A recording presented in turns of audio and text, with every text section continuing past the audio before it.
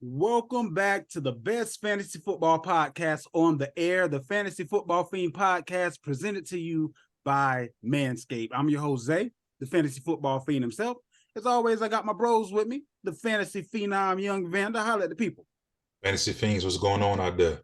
And my guy, the rookie aficionado, bro, Joe. Holla at him, bro. What's going on, Fantasy Fiend family? Yo, we are extremely excited to officially be both on Facebook and YouTube for your viewing pleasure. You can follow us on Facebook at the Fantasy Football Fiend Family Facebook group. That's FEIN Fiend. And on YouTube at Fantasy Football Fiend. Again, that's FEIN. Today, we're going to be deep diving into draft strategies and best practices, tips and tricks to make sure that you bring home that fantasy championship. But first, we're going to hop right into our news. First up with news, looking at quarterbacks, you have a bit of a competition brewing down in Tampa Bay and in Indy. So Kyle Trask and Baker Mayfield are currently listed as co-starters, as well as Anthony Richardson and Gardner Minshew being listed as co-starters. Joe, what you think about this competition going on in Tampa Bay? I think it's for real. I think honestly, we're going to be looking at a situation here. I think Baker's going to end up winning and taking it, but I think it's going to be a short leash. I think we're going to have to give him a few weeks. I think the moment they start losing is when they're going to pivot to something else, to be honest with you.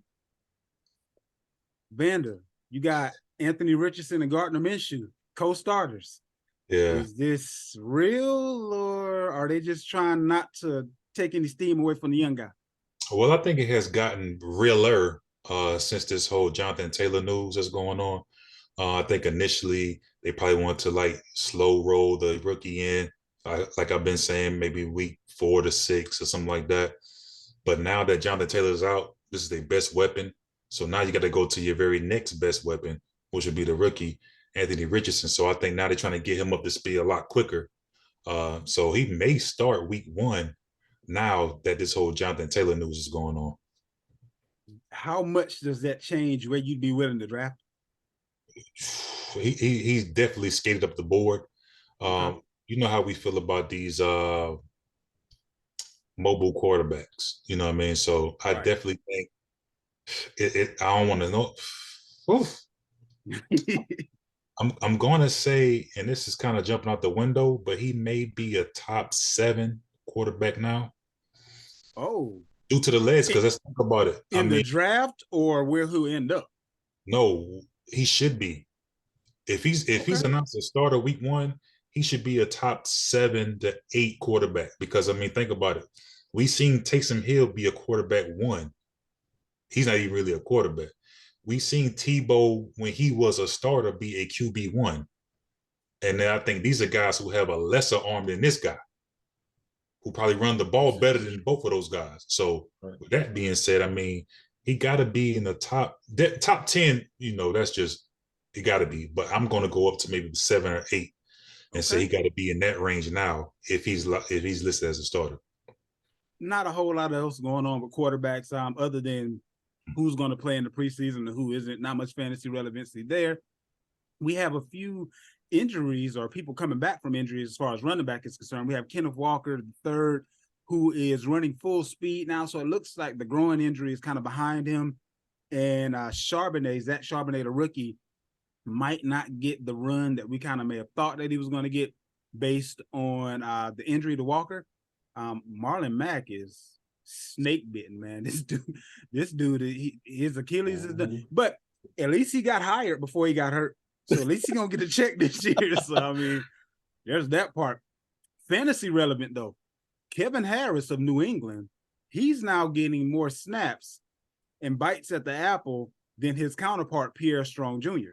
So Harris may be one of those dynasty diamonds that you can kind of, throw in that back end of your bench that may come to fruition if New England doesn't get a veteran running back, because right now Ty Montgomery is the only other running back in the backfield, and he's dealing with a leg injury, and he's no stranger to injury in general. So how are we feeling about Kevin Harris, Joe? I'm actually liking it. As you told me the news about it before the show, I was just like, I can see it. He has a similar skill. He has a similar skill set to Damian Harris, and I think that's where I'm seeing a similarity. They tried to work out Fournette, brought in Zeke.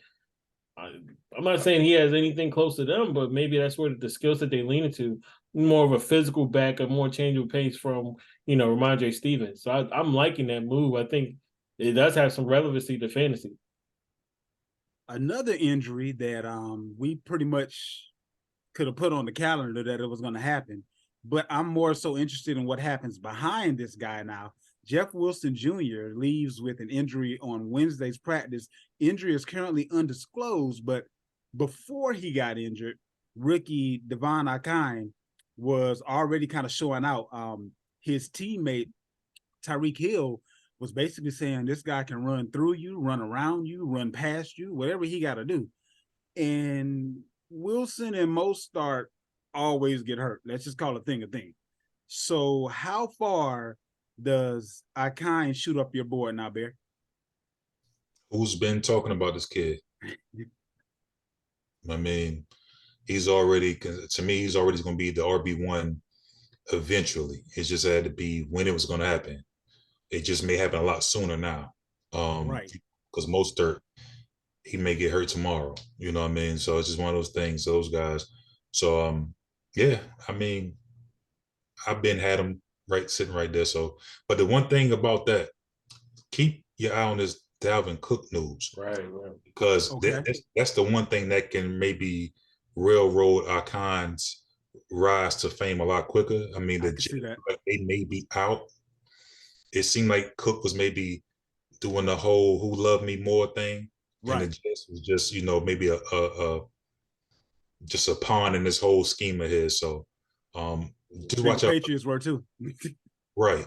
So watch out for Dalvin Cook news to Miami, especially because they may, if Wilson's out, then they're gonna bring another running back, maybe. So, that's true too. Now, we saw news of Kareem Hunt going and working out for New Orleans, which kind of puzzled me because of all the running backs that they have there. And then shortly after that, we saw the news that the Colts had already offered him more money and that he was likely going over to Indy. But now, time has passed and he didn't sign there either. So what do we have going on with Hunt here? Who got the bigger bag?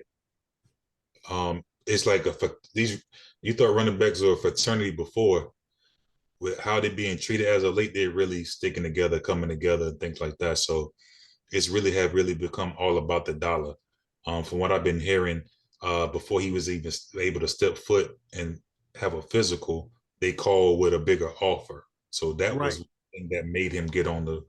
I mean, I think it's a better situation as far as getting on the field.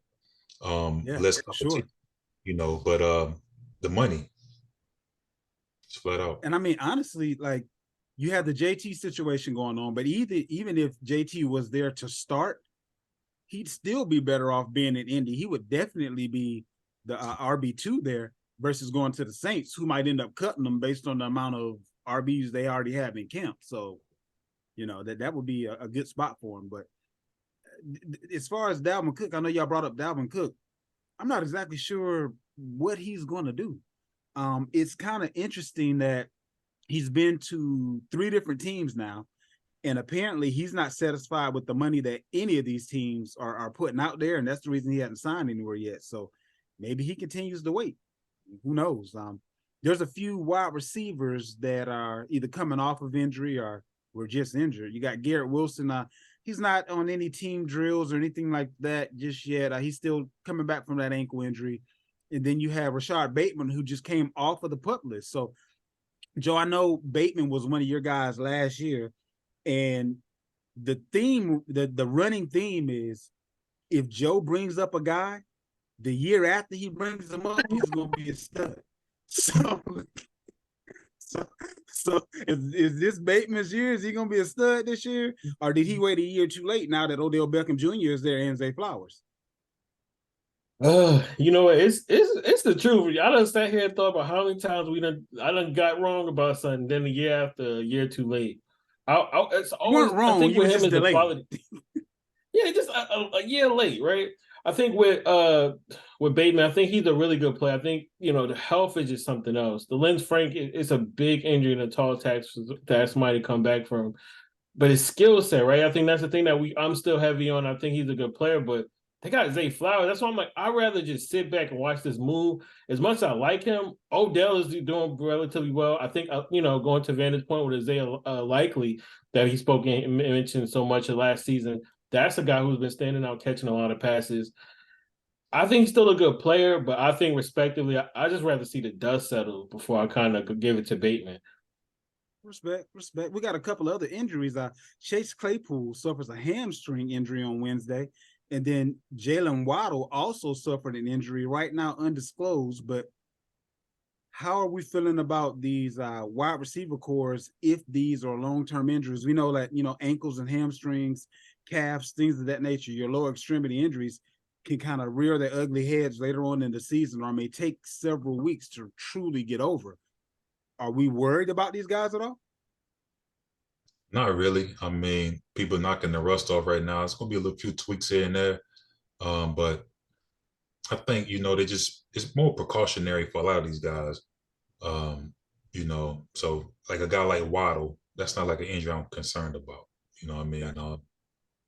But with guys like Claypool, I mean, guys who may already be on the bubble per se on their, their teams or whatever, those are maybe some guys you want to watch, but nothing I'm concerned about right now. Now, Joe, I got a question for you because I know you're the rookie aficionado here. The Colts' first depth chart is listing Isaiah McKenzie as the third receiver ahead of Josh Downs. Is this just respect to a vet, or do we think McKenzie can actually beat Josh Downs out, at least for the first part of the season or so? So I'm about to throw a curveball in there. Addison's on fourth on the depth chart for the Vikings. So am I going to think? And we've been hearing all news that he's been cooking. I think Isaiah McKenzie is a great player. It's more so development, in my personal opinion. Like we alluded to earlier with tight end, I think it's a learning curve even with wide receivers, because now it's not just you learn line up at one part of the field. You got to know the entire field, and I think that comes with a process. It comes with you also learning. Everybody runs routes differently. One scheme, a curl might look like this to one, receiving group, and on another team it looks like another. I think, coming from a collegiate level and learning how to do that, it takes time, but I think he's just as great as a player. Even going as far as JSN. JSN has been taking reps with the ones, but relatively speaking on the depth chart, he's sitting at, at 4 right now as well too. So I think as training camp goes on, I think the indicator isn't always just training camp. We got to get that 53. I think that 53 is more telling. I mean, hey, real quick, man. They got Bijan at 4. So yeah. I saw that. I saw that. I was like, really, Atlanta? Like, who you trying to fool? Like, what's the purpose of this? Like, are you really trying to throw a team off? Like really? I mean, ain't nobody falling for that. But now, Jonathan Mingo of Carolina, they're listing him as a starter. So, I mean, it's like the tale of several different stories here. Some teams are listing kids where they really shouldn't be, and then this one kind of throws it off a little bit that Mingo is already a starter, and you got cats like Adam Thielen and what's your boy that he was supposed to have been having such a great offseason. I forget his name. He done been there like 2 or 3 years now. But Terrace Marshall. Yeah. Terrace Marshall. They were talking a couple of months ago about how he was tearing it up on the field and that how he might be the wide receiver 1 or whatever. And I'm just like, okay, something got to give. Everybody can't be a starter. So what are we doing here? Carolina has an interesting issue. Like, do we think this is just a motley crew of receivers? I mean, then they still have DJ Chark as an option as well. So is it just, any given Sunday with these guys, or who's going to get injured first? Because Thielen and Chark get hurt all the time. And Marshall's been hurt a lot too. So honestly, I expected Mingo to be a starter when he got drafted. So I'm not surprised. I mean, Thielen will be probably the slot guy. And then the other guy will probably be either Marshall or Chark. One of those guys probably better off for that other side. But I expected Mingo to be a starter with what they have on the roster. It's not like a whole lot to choose from. Makes sense. Well, that pretty much wraps up the news. Let's go ahead and hop right into our draft strategy section of the show. So there's so many different avenues that you can take as far as maximizing the draft. One of the things that is tip top on the list is just letting the draft come to you. You can have a strategy in mind that you can kind of, throw out there. Once you see how the first few rounds go, there may be certain strategies that kind of make sense. But let's start out, Vander, with talking about how to let the draft just come to you. Well, I mean, this is one of those strategies where it depends on where you're drafting at in your league as well. So the strategy got to match the position you are in. I wouldn't advise going. Well, we'll get to those, and I'll let you know if I advise it or not. But letting the draft fall to you is not jumping out the window, waiting for your guy to come to you. Now, a lot of people have they really like a guy, and then they'll just I'll tell you what, I'll give you a crazy story. I was in this league. Matter of fact, we worked together before, but I was in this league, and this dude was a Cowboy fan. In the first round of the draft, he picked the Cowboys defense. I've never seen this done before. What is this? You know what I'm saying? So he was just that fanned out. So a lot of people that usually don't let the draft fall to them are the fans of particular players or particular teams, and then they'll reach for a certain guy. So I think, that's just relax, let the players fall as they may. Most of the time you get surprises. Guys fall to you that you don't expect. So that's the thing that comes more than anything. But just don't jump out the window, man. Just kind of let it flow. Be water, let it flow, right? Joe, holler at us about the zigzag strategy. Man, and this is something I've been trying to practice. And I think, honestly, most times we go into the draft, some of us know the day before, right? Some of us know weeks in advance, but some of us get that 30 minutes, right, before we lock in. And I think the zigzag strategy is really, one of those things. It's just going on the fly. You're just taking the best thing available, but also you're watching the flow of the entire draft, because you already know how it work out. You might think it's going to be a running back heavy draft, and then it might be quarterbacks, depending on the format, or it might be running backs, wide receivers. And it's just being able to just be, like you said, be liquid, being able to pivot from position to position and getting the best value. Like you said, you might be in love with a guy, you might think highly of it, but if you take your eyes off of, what's in front of you, you might miss, that, AJ Brown slipped to the third. I had that happen in one of the mock drafts I was a part of today, where somebody just let him fall in my lap. I was like, oh, okay. So is this always just, dealing with best value, taking the best player? I think that's a great strategy for somebody who has to just 30 minutes before the draft. There you go. Best strategy. Whatever you see, I think it's really good to hone in with the zigzag strategy. If you on short, you're not somebody who mocks a lot. Simple. Just run with something like that. And that's more of a novice strategy to me. Just taking the best available. Taking the best available to me is not a strategy. It's just you taking the best man available. Also with the zigzag, I want to tell people, keep your eyes on your own paper. I think a lot of times in these drafts, they would try to, toggle through other teams and see who else is picking what. And then you'll get lost in the sauce. Trying to follow somebody else's strategy. So keep your eyes on your own paper, stick to your guns, and draft your guys. Who cares what everybody else is doing? Do your thing.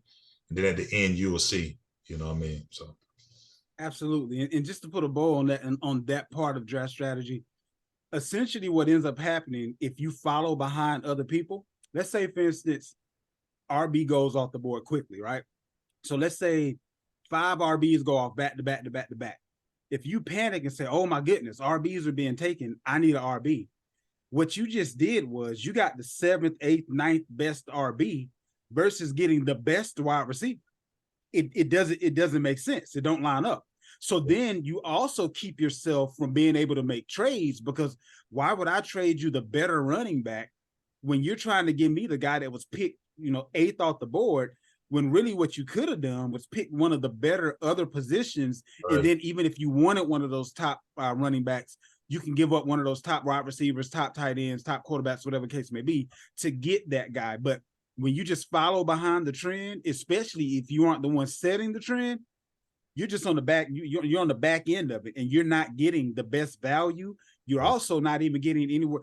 You're still better off doing what Joe said and just picking the best person on the board versus going the direction of everybody else just took quarterback, so let me get mine. Everybody else just took wide receiver, so let me get mine, because then you're always behind. So you guys that find yourself drafting at the back end of the round, don't just say, well, I got to get a quarterback because everybody else just got one. Like parlaying over to our 2 QB league and our super flex strategies, right? If someone else went heavy on quarterbacks, what you don't want to do is now get the 5th, 6th, 7th best quarterback off of the board versus getting the best running back, best wide receiver, because you don't even have anything to trade. Because once they start getting wide receivers and running backs, now you're on the back end of that as well. So you end up on the back end in all positions when you follow other people, to Vander's point, as far as keeping your eyes on your own paper. So, but give us some, I know 2 QB leagues are kind of rare. You see Superflex a whole lot more than 2 QB. But Vander, give us some tips as far as how to navigate the choppy waters of a 2 QB league. Well, I think the first thing you want to do is, what kind of team you're going to have? What is going to be your strength of your team? I think a lot of people do too much picking around. So when the draft is over, then they're looking at the team, it's like your team has no identity. Right. So, and it goes back to what you were saying, setting the trend. Keep your eyes on your own paper, do your thing. And it all depends on where you fall at in the draft. But for a super flex league, which is kind of could be like a 2 quarterback league in a way, myself, I like to go heavy in one position. I want to kind of like exhaust one position. Say for instance, in the super flex league I was in, we drafted. In my mind, I already knew the first 6 rounds I was going to take running backs, no matter what. I was going to take the best available running back the first 6 rounds. Because of the slots, it had 2 running backs, 3 receivers, then it had like 3 flex spots, and then like the super flex spot. So my mind, like, if I can get the top 6, running back being kind of the stronger position, a lot of people think, even though it's kind of move over to receiver now, how the league has changed. I want to go strong in that one position, because I knew on the back end, when guys went to go take their running backs and take that position, I'll already be strong in it. So I kind of want to attack a position. Same thing with wide receiver heavy. You just want to attack. I'm gonna take the 6 best wide receivers I could take. So you kind of want to attack a position in a way. So that's how I do. I pick one position I want, I attack that position, and then I'll fill it in as it go along during the rest of the draft. And just to distinguish for those of you that aren't familiar, 2 QB leagues means that you don't have a choice but to play 2 quarterbacks. Right. Superflex, you can start whoever you want to. You can put a running back in there. You can put a tight end in there. You can put a wide receiver in there. It's a lot more forgiving. So, Joe, what you got on the strategy as far as 2 QB and Superflex are concerned? Man, I feel like, everything that you have before, like, RB0, wide receiver 0, go out the window. Your first priority within my honest opinion, to be really successful within the first 5 rounds, you need to have at least 2 quarterbacks. The main thing is that I've noticed is that you want to procure those elite quarterbacks, though, if you can anyway. Don't hear what I'm not saying. If you have an opportunity to procure, anywhere from the Herberts, the Lamars, anything like that in the first round, for example, and then, you still can pick a position of value, wide receiver, running back, the next 2 rounds. On the turn, you should be having, a Derek Carr, Russell Wilson, a Goff, Kirk Cousins. You need to snag those before you go to the tier 3s of the QB groups. And that's where, honestly, the money is made, right? Once you go into 3 or lower, they not, it's boom or bust as far as week to week. You want to maximize how much somebody's going to be able to do at one position, but also, too, with your strategy, again, staying liquid. I like that term that we used earlier. This is where, like you said, you got the flex spot to have opportunity within the super flex of the tight end, the wide receiver, and running back. So like he said earlier, one thing can always flow to another discussion. You got to make sure you have an identity of your team. Once you know that you got 5, 6, 7, or 1, 2, 3, you want to kind of prioritize how this works for me, but you're just keeping an extra eye out on quarterback because you don't want to fall, in my opinion, lower than tier 3. You're not going to be able to win much in super flex as far as that the added versatility. Real quick though, real Yeah. quick, knowing where guys fall at in the ranking is extremely important. Mhm. Like Joe said, okay, he want to make sure he get a quarterback with his first couple picks. Me, I don't, right?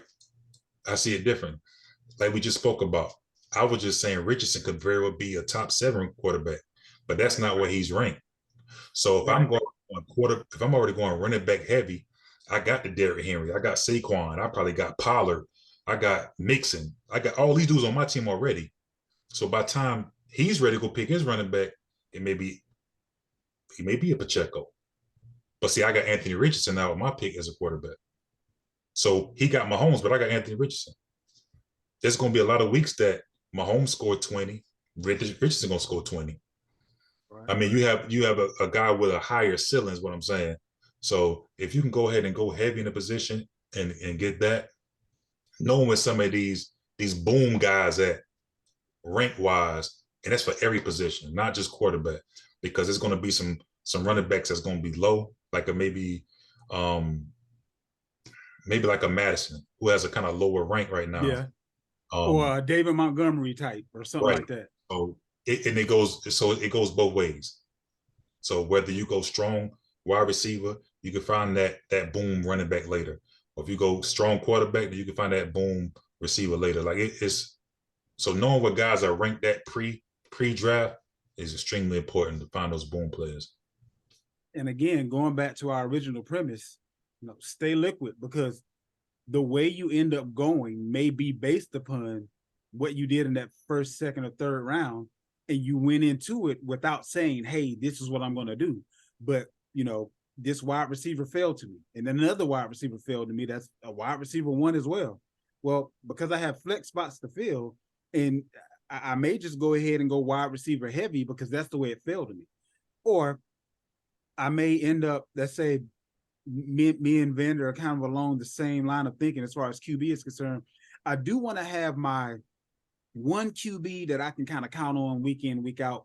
But then I don't mind having the Cousins of the world, the Jared Goffs of the world, the Russell Wilsons of the world. Like I can navigate those choppy waters, and they can just be, whoever has the best matchup coming up that week, versus saying, well, because it's the 2 QB league, my first 2 picks are going to be quarterbacks, and now I got subpar starters starting everywhere else, and I'm trying to figure out every week who my starter is, because I don't have those 2 positions solidified. It's really easy to verify, even if you pick a QB late, who your starter is. But as far as wide receiver, running back, those are positions I like to set it and forget it. So I'm more likely to go wide receiver, running back, unless 2 wide receivers fall to me, and then maybe start looking at QB in a 2 QB or super flex situation around 3rd, 4th, 5th round. But to Joe's point, I may still end up with 2 quarterbacks before round 5. They just might not be my first 2 picks. So you really have to just allow it to come to you. Look at a combination of value, a combination of, okay. Another thing is too, who has the easiest schedule in the beginning of the season? A lot of people don't look at schedules, but what can happen is you can get someone who is quote unquote subpar, but they put up points the first 3 or 4 weeks, and you ship them on off to somebody that think they're going to do that all year, but didn't realize they're going against their toughest competition come playoff time. So I really just set you up for me to be able to beat you when it matters the most. So these are things that you got to really think about as you have to think about before you draft. Another late round QB, we kind of alluded to that, but stack up with 3 or 4 QBs in a row in the 2 QB or super flex situation, round 6, 7, 8, 9, 10.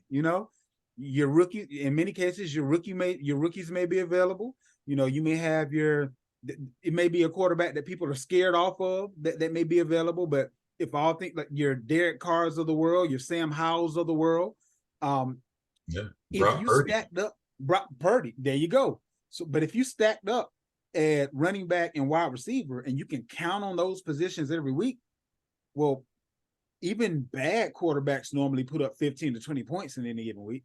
Right. So I'd rather have the running back and wide receiver that I know I don't have to worry about.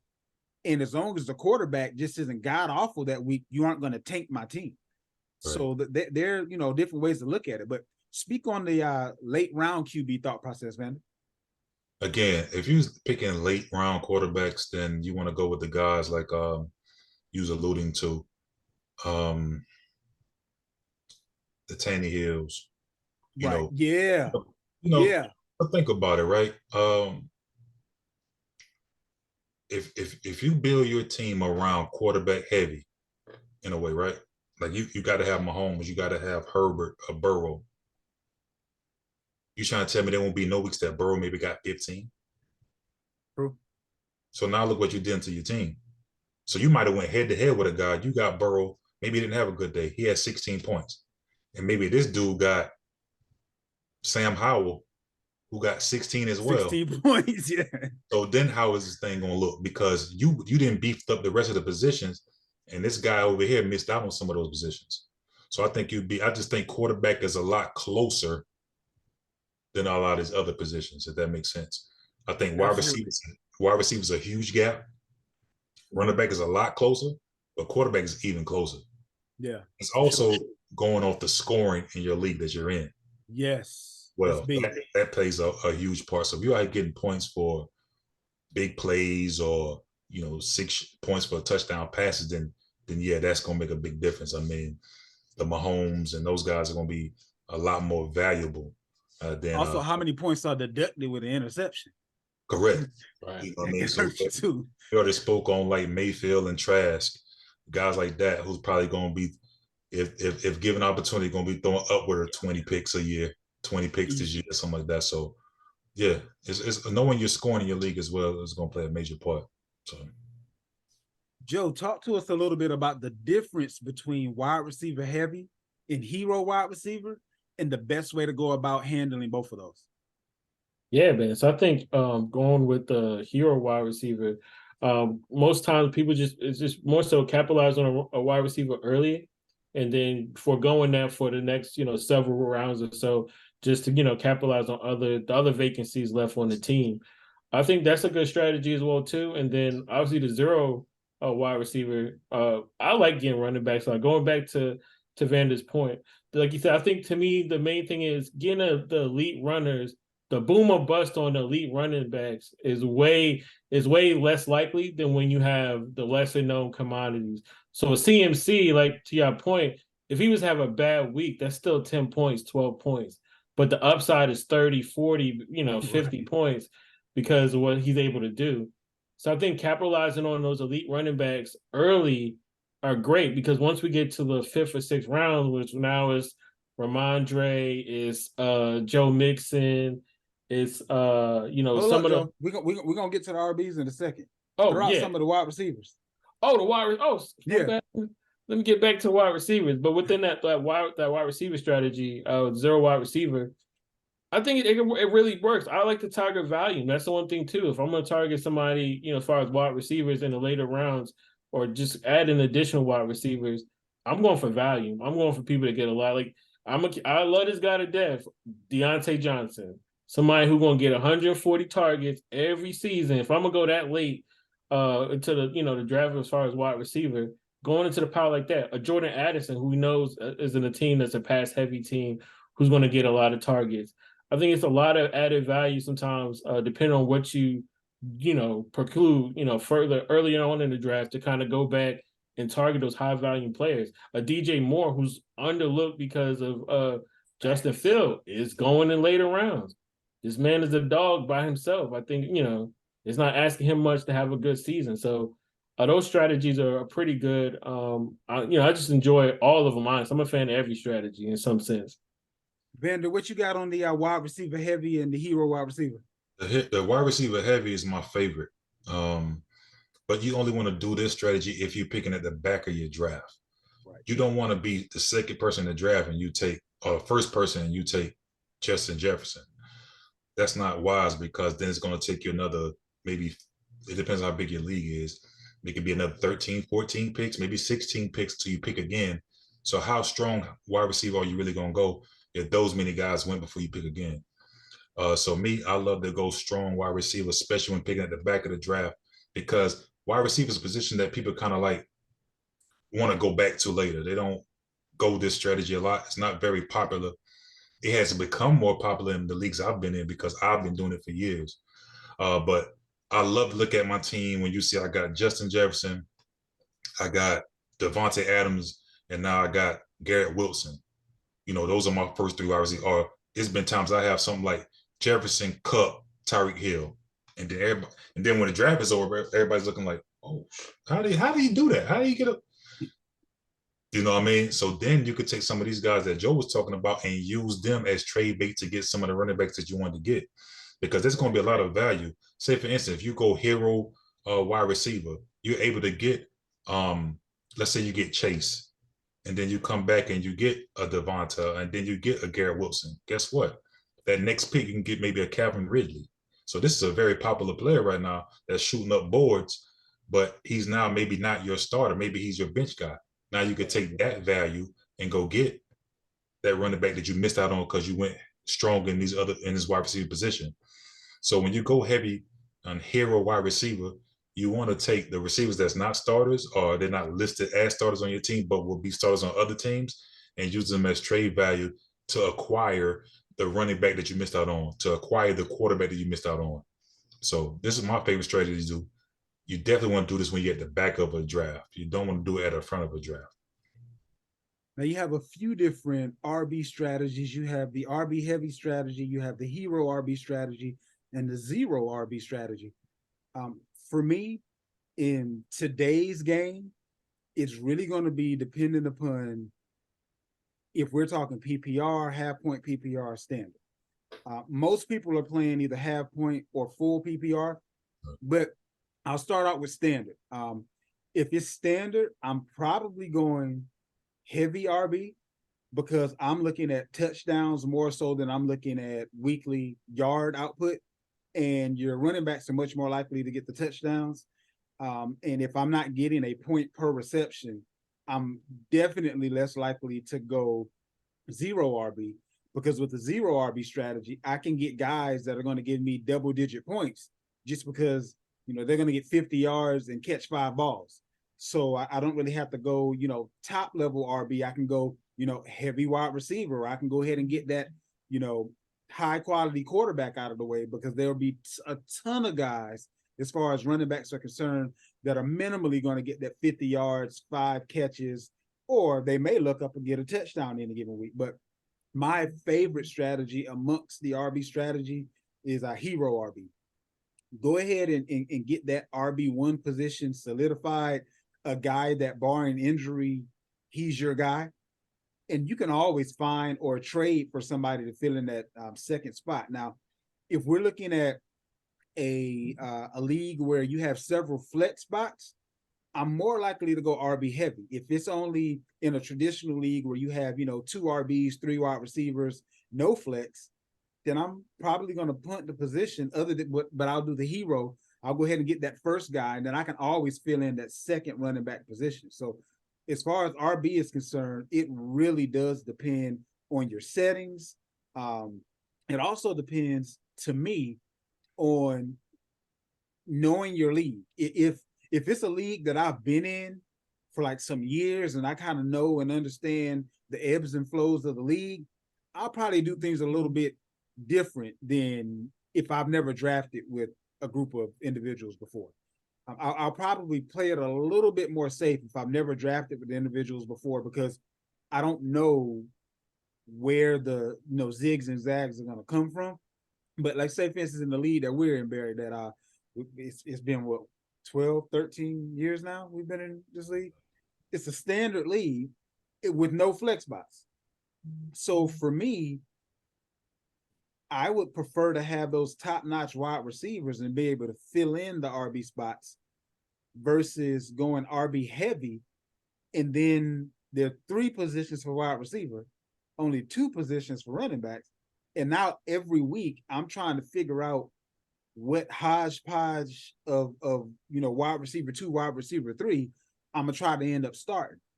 and then God forbid one of them get hurt. Like then you really, you either trading or you hoping and wishing as far as what's on your bench. So You just you know, started that though. say again. You just started that. That's not true. Yeah. That's not true. Yeah. That's not true. That's not true. Now, I hey, would Joe, he never draft was a doing running that. back with my first pick, Yeah, but definitely. my next 2-3 picks was wide receiver. Follow the leader, Yeah. man. Come aboard. We got the same amount of chips. Don't do that. But come aboard. But I'm there every year. Damn. But this is the thing, right? People got to know these things are connected.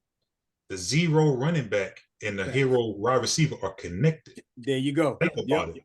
If you're going zero running back, that means you're not picking one, right? So that means you're attacking another position. Something else. Yep. Right. So go that route. And I know Joe, he was talking about the receivers, and I can give you guys some idea of the guys you're going to see. If you're going hero strong, then the running backs that be looking in your face would probably be the Madisons by the time that time comes around. You may see AJ Dillon, maybe. Who knows? You're going to see guys that's down there.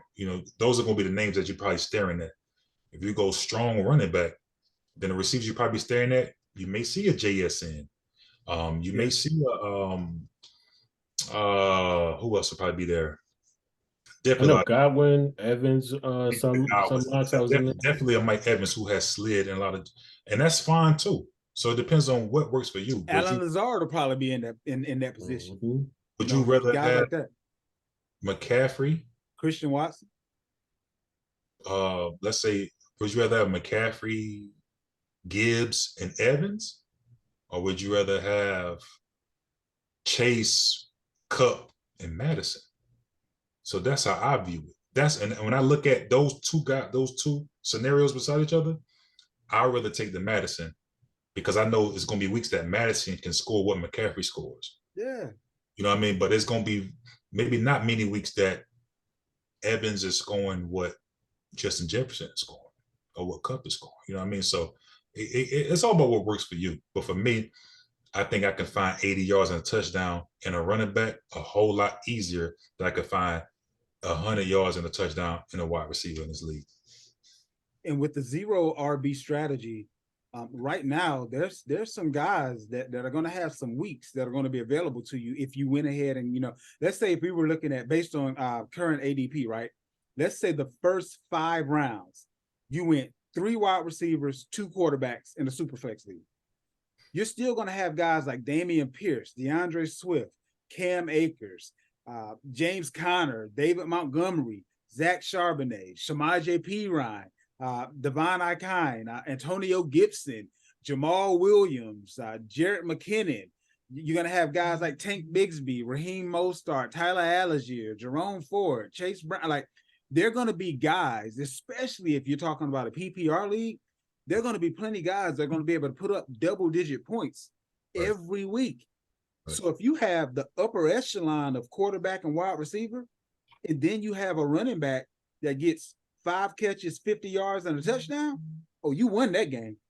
Unless something else went completely awry or somebody else on the other team just blew up, you've set yourself up to win. So in many cases, I'm more likely to go zero RB because I know the guys that are going to still be putting up points that are in the mid to late rounds. With wide receiver, it's a dart throw once you get past a certain round. You may have a good feeling about somebody, but it's not going to be consistent unless you're looking at schemes where, let's say, for instance, if the slot guy in a particular scheme gets more targets than not. Like Joe brought up before, Deontay Johnson. He might not be a sexy name, but based on targets, he's going to be solid in a PPR, even if he's not scoring touchdown. So you kind of have to know what you're looking at versus just, pointing and clicking. And please, please, please, please, don't just pick the guy that the computer says should be the next guy up. That is that is the worst thing that you can do in most cases, because I've never seen a team where the computer drafted the team win a championship, unless other people just had no idea what they were doing. let's go ahead and talk about as well when to draft the tight end. What you got on that, Joe? Man, honestly, I've kind of pivoted away from getting tight ends early. I feel like, if you're in a position, and that this is a rare one, right? Like, because like you said, now everything's really flowing towards, the have, elite wide receivers, the elite running backs. If I'm not able to get, let's cut it off at like Darren Waller. I think Waller is going to be like my off point.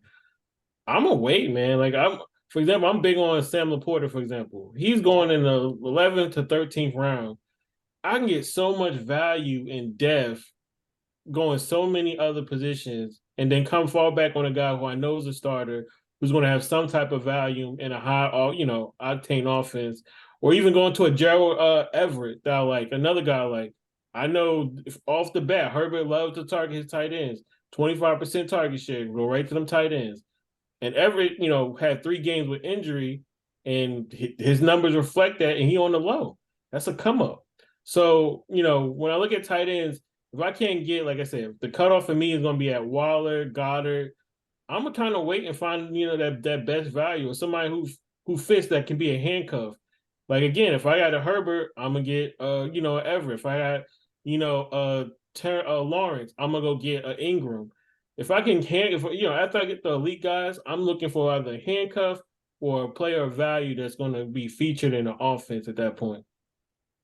What you got on that, Vander? If you're not getting Kelsey, and now with Andrews, I'm not sure where he's going to fall. But if you're not getting these guys, number one, don't have your team kind of already, kind of have a base of a team before you go get a Kelsey, because you got to know what you're really doing. Don't pick Kelsey with your second pick, man. I see it all the time. I'm not a fan of it. You know what I mean? If you're not getting that guy, then you can wait extremely late to get a tight end. Like I'm okay with a Schultz, like you said, a Ken, hell, I'm maybe a Noah Fant. Let's look at how many people selected Kyle Pitts last year early, and look what they happened to them. Mm. You know what? You know the value you could have got in that same round that you picked Pitts in. And that person, and you could have got a fire move for somebody later. You know what I mean? And be good. So I'm not a fan with picking tight end early at all. I look at Kelsey as a wide receiver. So if I'm going hero wide receiver, there you go. And I'm able to get my 3 strong wide receivers, and just so happen people let Kelsey fall. If you don't fall to the third, he ain't falling that late, right? So I'm not. And no need for me to go in the first, second round. Again, if a Andrews or maybe even a Waller, if they was to fall to me in round 4 or 5, then okay, cool. I may try something. But if you're not getting one of those guys in those rounds, don't do it, man. Just don't pick a tight end at all.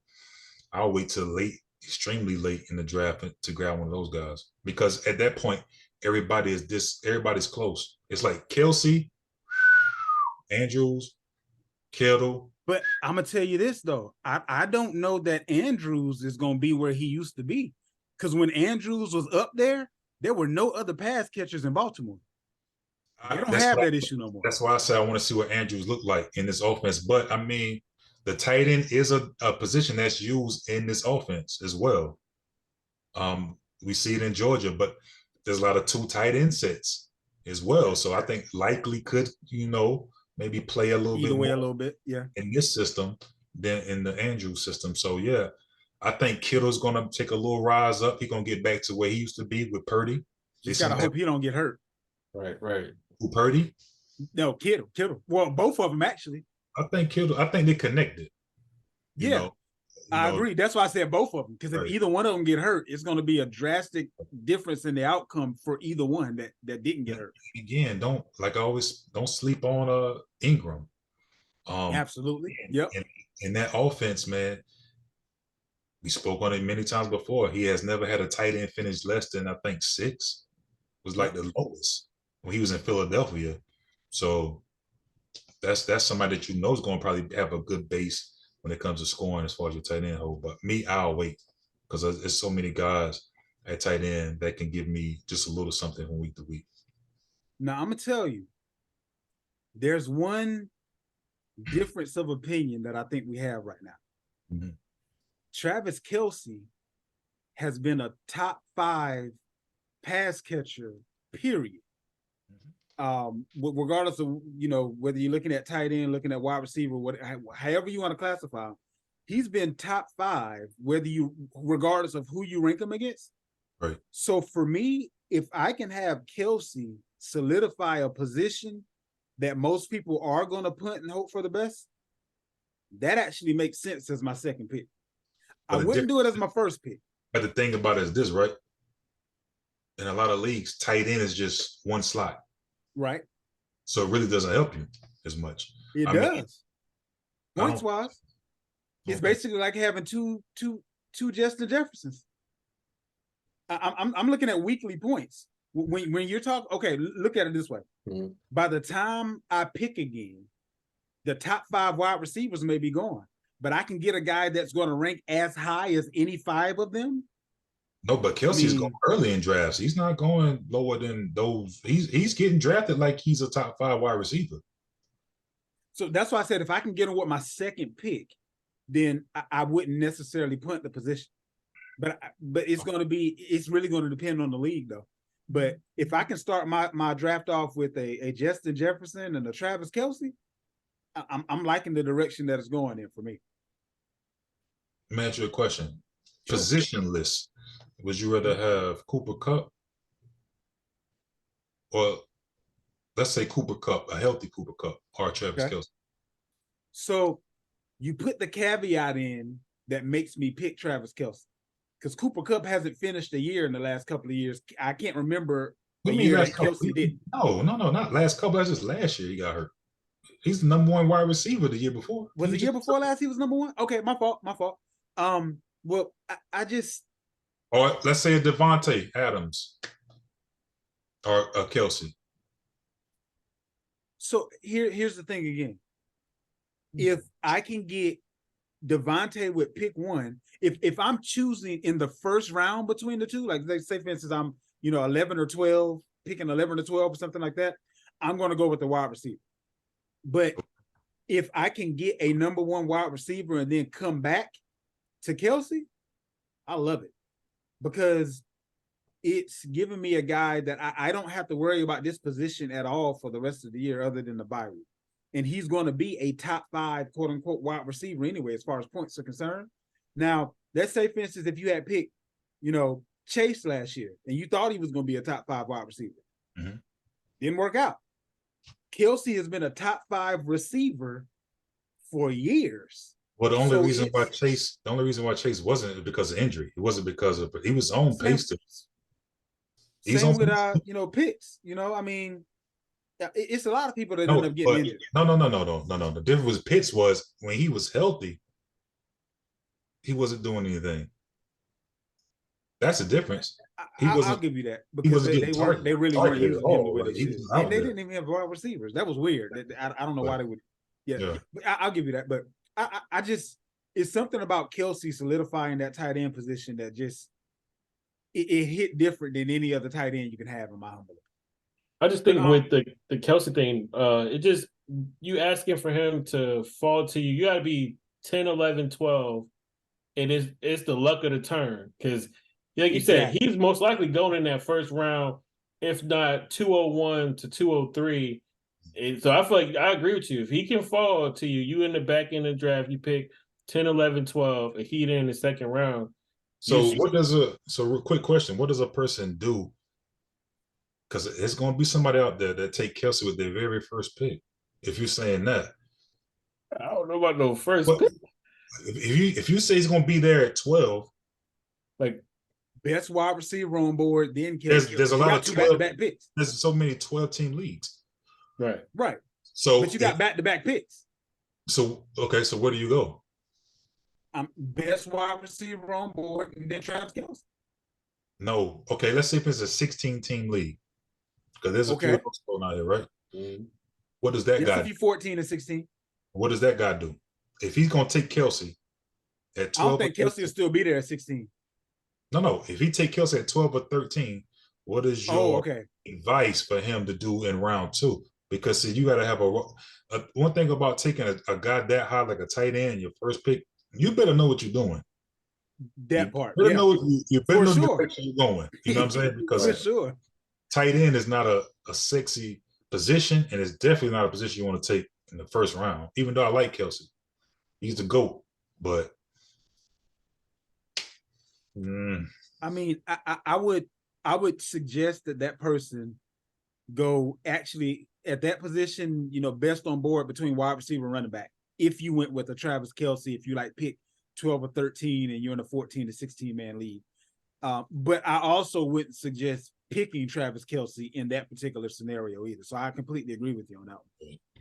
Now, let's talk about lastly how not to get lost in the sauce in mid to late rounds. What I find is most drafts are lost in one mid to late rounds because in the first few rounds, I mean, it's not that difficult. You're getting guys that you know are going to produce, barring injury, but then people just get stupid in the mid to late rounds, and that's when the sharks can really, you know, eat up the guppies at that point. So, Joe, why don't you start us off with your tips and tricks as far as not getting lost in late rounds? I think honestly, you gotta, as much as you fall in love with players when you making your rankings and stuff like that and setting them up, or however however you get to your draft, you always got to remember who's a key player in that, or whatever position in the round. Because you might be in love, like, oh man, we said Madison, Alexander Madison fell to me. Oh my God, I love it. And then in reality, you know what I mean, that same breath, a Geno, a Golf, you know what I mean, somebody who can, who more likely to produce more more points for you week in and week out. You leaving them on the table because of a play of interest. In those middle to late rounds, I think, yeah, have your guys that you like, have your favorites, but you got to be more aggressive to what's going on around you, because we always said the good thing that's telling before the Sharks come out, what was the draft about? Was it heavy running back? Was it heavy, tight end? Was it, whatever the case might be before we get to the middle? That's where people need something. That's where the commodities are.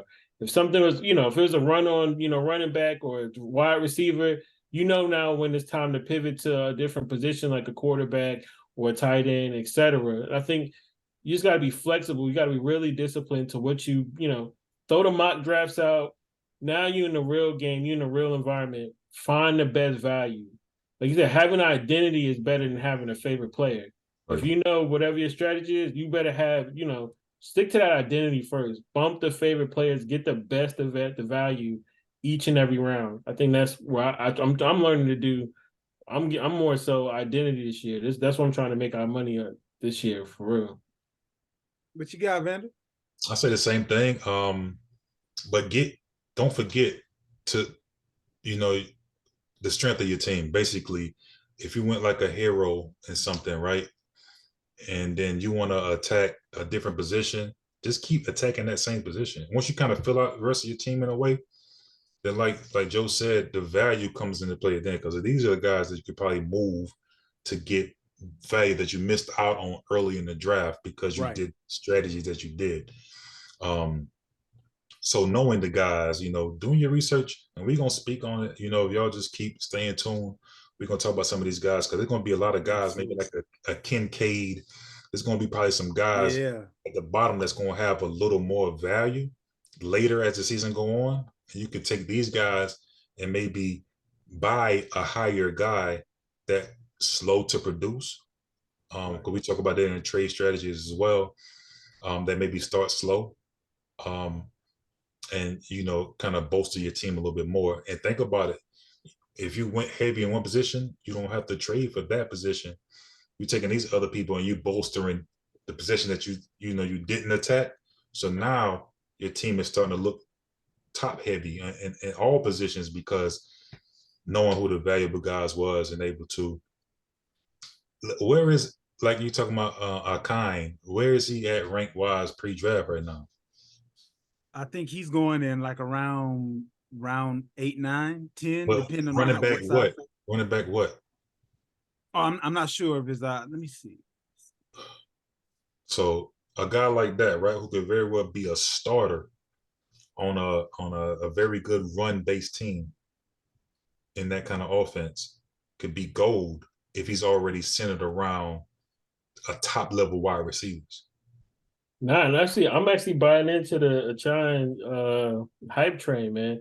Cause well, I like the most recent comment I heard. I think it was even just today that nobody looks at him as a gadget player, and I think that was the thing I was most curious about coming to the next level. How would he fit out? Because we've seen, Michael James come from Oregon and a few other running backs, not the same speed, but the same type of presence and what they actually do, a scat back rather.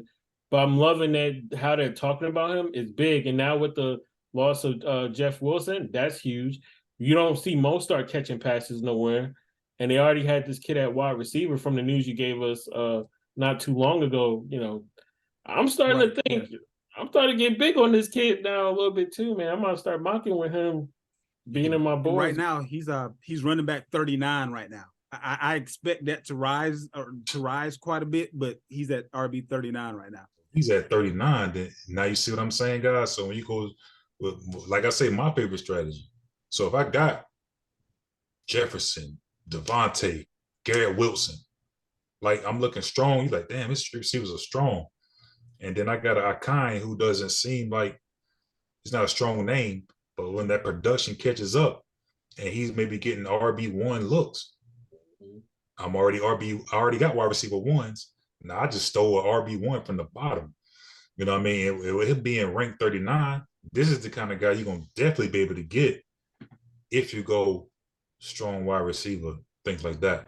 So that's why I love that strategy more, because you could find more diamonds in the rough at running back than you can at wide receiver. True. Because it's attached to targets.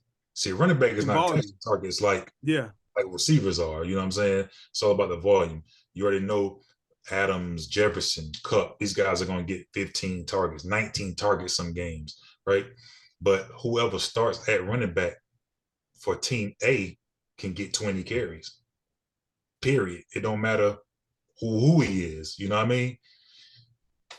So with wide receiver, that's not the same.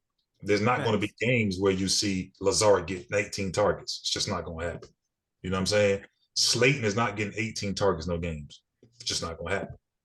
And I think to your last point, to kind of tie into that, look at Pollard. I didn't see Pollard coming. Right. And it's tops, man, like you said. Yeah.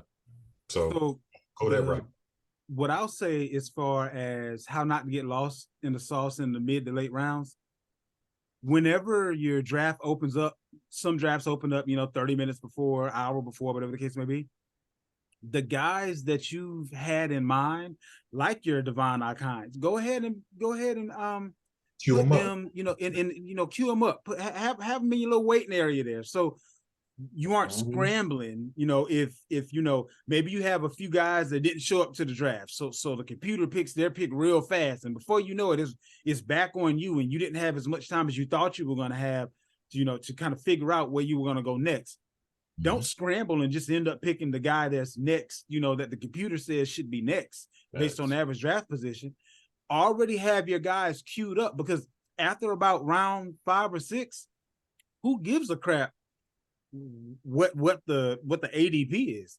Get your guys. Like I'm not saying jump way out there and get a guy in round 6 that would have been there in round 10, but once the draft is over, it's not going to matter what round guys win. Like I've literally seen in drafts, the draft ends, and the minute after the draft ends, somebody's sending out a trade for a guy that someone drafted in round 7 for a guy that they drafted in round 12 or 13. And it actually makes sense, because after the draft is over, where that person was drafted does not matter anymore. So have those guys that you have that inkling about. I'd rather have upside on my bench than names. And what the computer is going to give you is names based on last year. The computer isn't going to say the next running back up should be Devon Akine. It's going to tell you the next running back up should be, who would I say? Like a David Montgomery or something like that. When I could actually go ahead and get another wide receiver and get someone who's more likely to get more touches when it's all said and done, because Detroit has already shown you they're going to deploy a multi-running back committee. So if I can get a guy that's likely to be the guy, if I can get in front of that versus being behind it, well, it doesn't matter where I draft him. Now I can draft him. I mean, now I can trade him for a number one wide receiver because he's a number one running back. So have your guys queued up so that way you don't get, lost in the sauce in those mid to late rounds. Anything else you guys want to add? Any tips and tricks that you have up your sleeve that you want to throw out there to the listeners and viewers now? Real quick, when it comes to value, a lot of people, this is where a lot of people make mistakes in drafting, and I love it. As a shark myself, people draft what they can see. Facts. So you have 60 seconds, 90 seconds in some leagues to make a pick, and then you say, "Oh, okay, I need a wide receiver." You click on wide receiver, and then you see all these wide receivers. Right. Right? And everybody's going to draft. They're going to probably not go no lower than 2 or 3, and then right. Yep. choice, right? For that, so when you are in a draft, like in a room, and people drafting what they can see, and once you get in these later rounds, get your value. Like you said, it may be somebody there you see as a value. Maybe he's sitting at 8. He's the 8th best. Yeah. Go ahead and He grab ain't him. coming back. You know what I mean? Don't just because everybody's looking at the top and you thinking, okay, well, he'll come back to me. If you see him as value, because he may have more value than a lot of those guys in front of him, just go ahead and get your guy. You know what I'm saying? So, like an Akine and maybe a Perine. Perine can very well be, he's ranked higher right now than Akine, but yeah, I'm going to take Akine because I know this guy can very well have the backfield to himself. Well, actually, that just changed, Vander. Okay. They're literally back to back. Akine is 39 and Perine is 40. So that just changed. So I mean, that's a pretty good comparison of guys, which one you want. And I would take Akine if he's going to be the guy who Perine's probably going to be in a timeshare no matter what in Denver. Right. I'm going to take the guy that can maybe get the bulk of the touches, even though he's not a big guy. You know what I'm saying? In that system, I like him in that system to maybe, if being the starter to be an RB1. So just be okay with dropping a little bit, getting the value versus drafting what you can see. So many people get caught up in drafting what they see, and then they miss out on guys like this. Yeah, have your own list. Forget what the computer telling you to do. Have your own cheat sheet of how you like the wide receivers, how you like the quarterbacks, how you like the running backs, and don't go based on what they're telling you should be next, because that's another way you can get lost in the sauce. You got any parting words for him, Joe? Yeah, just to quickly tie in that, and I do have something. So to your point with Yahoo, you can make your own rankings and you can upload it into your league drafts. So that was a good shout. But I say mock drafts is just as important. You don't want to it's so many ways to skin a cat. All of these things are all applicable, but you don't want to wait to the moment you get into the draft to then want to adapt what you think is practice. You got to actually put the practice in. I think like you said, having an identity is better than any of these strategies. Because if you have identity in mind, you can practice all these different things. But what you see your team formatted to look like, the players you already identify, you want to pick out, the matchups and all those things week to week. If you do all that work and you mock draft on top of that, you're getting a feel for it. Most of the times you already play with these guys for years, or even if you haven't played for them, the ADP for Sleeper, like sleeper.com, we've been using it for Dynasty and everything else. You can do it any format, select it any which way. And what I love about it is that the ADPs is so accurate on Sleeper than any ESPN and Yahoo. Just have fun with it. Try it out. Don't wait till the day of. And like I said, when the Sharks come out, we already did the work. We did the homework. So, same energy and what we're going to continue to talk about on the show and in later episodes. Practice that query, man. Put that into, all right, I want to go look at a chain. Let me see how can I get a chain on top of what I already was doing. Like, that's what I'm about to do. I'm about to sneak him in my, draft. So just have the same principles, don't have an identity, but still mock draft so you can see which one applicable. You might want to do a hero running back. You might want to do, running back 0, but it all comes from you having a feel for it and putting that preparation in. So I'll just say prepare and continue to tune in. And that pretty much wraps it up for this week. We'll be back to you on next week. Until then, we out.